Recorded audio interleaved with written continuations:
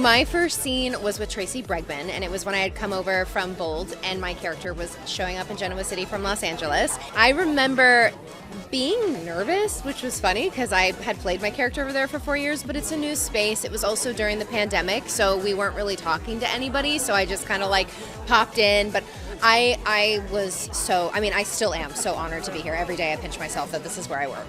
Did Tracy give you any advice? Because when you're nervous, sometimes you just need that one little bit of kind word that helps you out. Yeah, she was great. Peter Bergman, I also had scenes with him. He was really great with advice too, because every show works so differently. So he's like, this is how this show works. This is how they run. This is like the hierarchy of everything.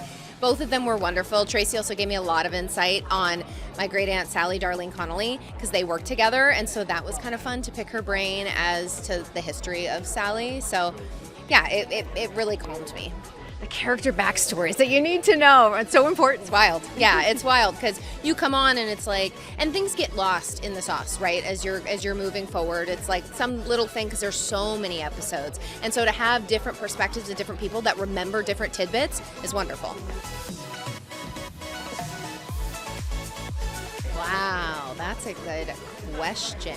I think I would love to change places with Phyllis. She just has such a wild experience in everything that she does, and her character is so raw and so like just out there. I think I would love to be able to put on those shoes and see what it looks like to, be her.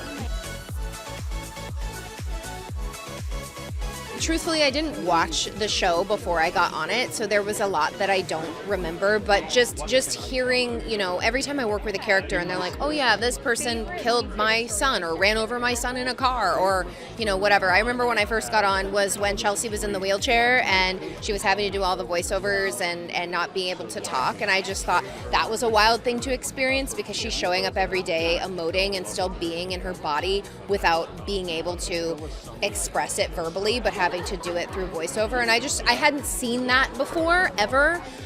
So for me, I was like, well, this is iconic. This is new, at least for me in my own experience of soap. So that was fun to come on and go, okay, this is what we're working with.